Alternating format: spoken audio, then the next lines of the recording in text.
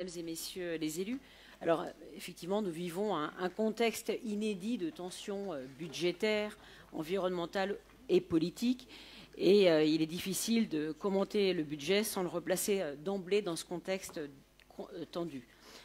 Je vais vous expliquer dans mon intervention, et ce ne sera pas une surprise, pourquoi nous voterons contre votre budget.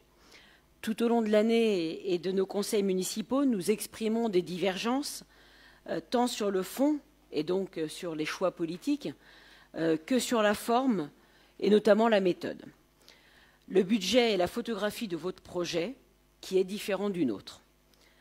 Nos divergences vont concerner par exemple les choix urbains, notamment autour de rives vivantes, autour aussi de votre vision du développement de la ville, qui vous fait par exemple justifier la création d'un parking en cœur de ville, choix que nous contestons, comme nous contestons la méthode employée pour les halles gourmandes et la manière dont vous avez monté ce projet. Divergence ensuite sur la politique menée pour les sports de haut niveau ou encore sur les choix en matière de politique logement et du temps perdu pour réagir à la situation tendue que nous connaissons dans ce domaine. Je pourrais poursuivre la liste.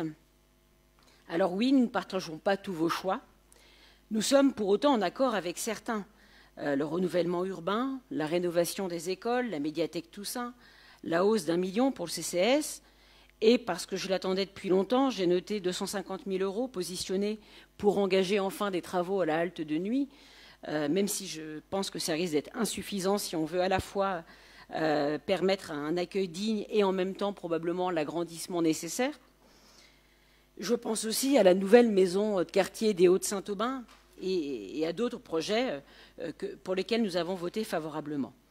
Je voudrais juste ouvrir une toute petite parenthèse qui n'a rien à voir avec le budget, mais puisque je parle des Hauts-de-Saint-Aubin, saluer la disparition d'un architecte de renommée, M. Castro, qui pour moi restera à jamais lié au quartier des Hauts-de-Saint-Aubin avec sa vision assez visionnaire et précurseur, notamment en matière de développement urbain, de la place de la voiture dans la ville ou de la nécessité de mettre les consommations énergétiques au cœur du projet urbain.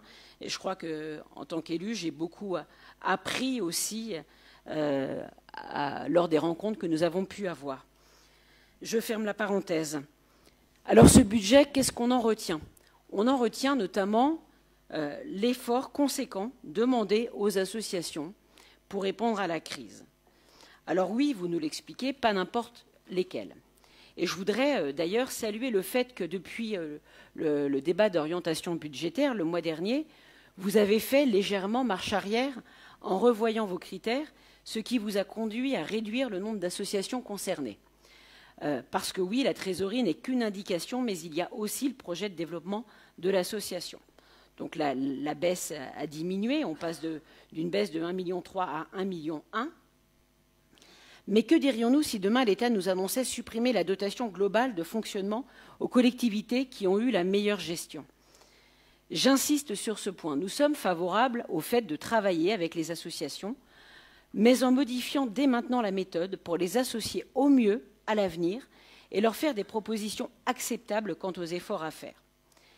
Donc un effort a été fait, mais la baisse imposée reste considérable. Il y avait certainement des économies à faire ailleurs que sur le dos des associations, par exemple sur l'esplanade Cœur de Maine et les aménagements envisagés.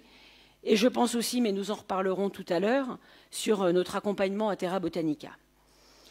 Aujourd'hui, les Angevins et les Angevines, comme tous les Français, sont touchés par la crise.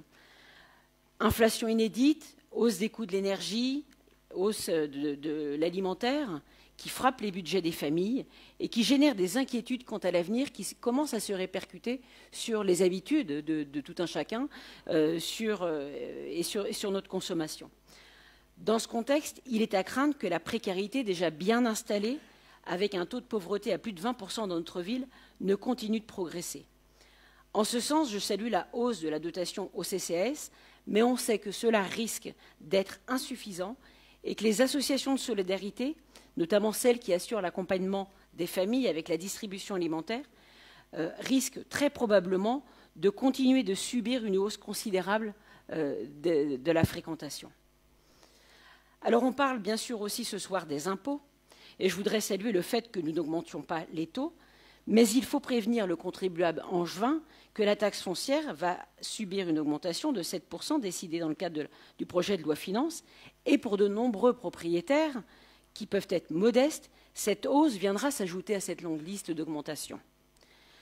Je voudrais terminer mon intervention en saluant tous les agents, quels que soient leurs services et leur grade, qui accompagnent au quotidien la vie des Angevins.